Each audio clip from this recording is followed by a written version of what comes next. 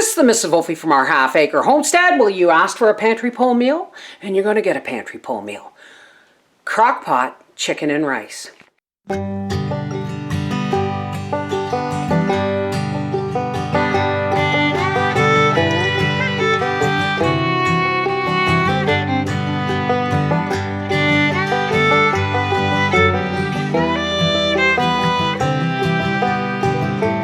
So what we have here is some chicken and broth from 2020.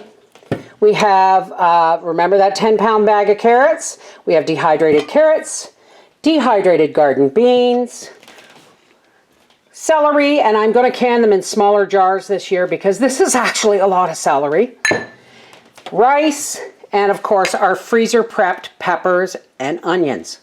Let's get busy. Alrighty, first things first, do not turn your crock pot on. Don't turn your crock pot on before putting liquid in it because you'll crack it. Now this is on warm, so it shouldn't be bad. There goes 1 quart of our chicken and broth. And I'm going to put in the onions and peppers right now, because they're going to give off water. Now, everyone asks for measurements. Guys, you're just going to have to learn to eyeball it, okay? This was 1 quart of liquid with this much meat in the bottom. So we're going to say we had 3 cups of liquid, right? So here's what we're going to do. For every cup, you need a 1/4 cup of dry ingredients. We got 3 cups, 1/4 cup of carrots, dehydrated. All right, you saw me measure, right? 1/4 cup of green beans. Now, we are going to add the celery, which I should have done first, because this is an additional cup of water. So now we've got 4 cups of water. We have a 1/4 cup of carrots, a 1/4 cup of green beans, maybe up to a 1/2 cup of green beans, 3/4 cup of dehydrated ingredients, which means we're going to need a cup and a 1/4 of rice. Always start with your liquid measurements. If you don't know how to wing it, then strain all of your liquids into a measuring cup first. Count your canned vegetables and your fresh vegetables as having probably a little bit of water. They're going to give off some. But strain all your liquids and then go from there with your dry measurements, okay? All right, you know my standard seasoning, folks. I don't do a lot of salt when I make my broth. I may only have a 1/4 cup in an entire canner load.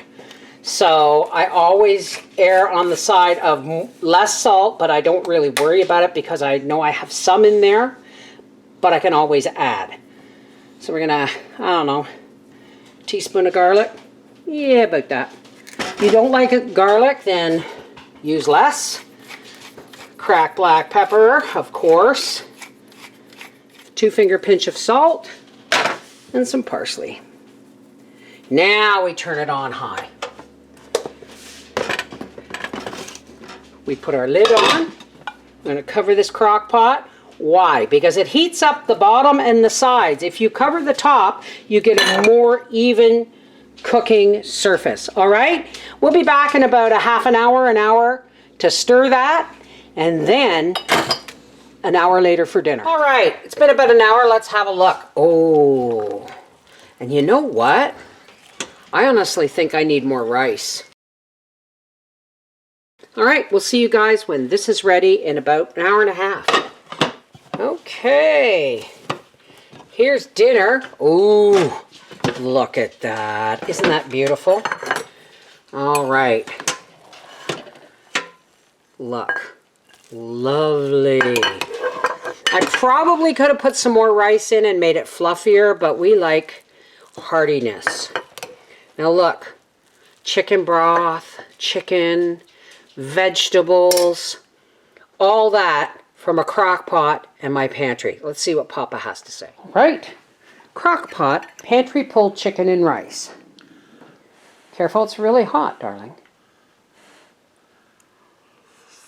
We should let my food cool a little. Well, you said you were vibrating. You were so hungry. I'm hungry.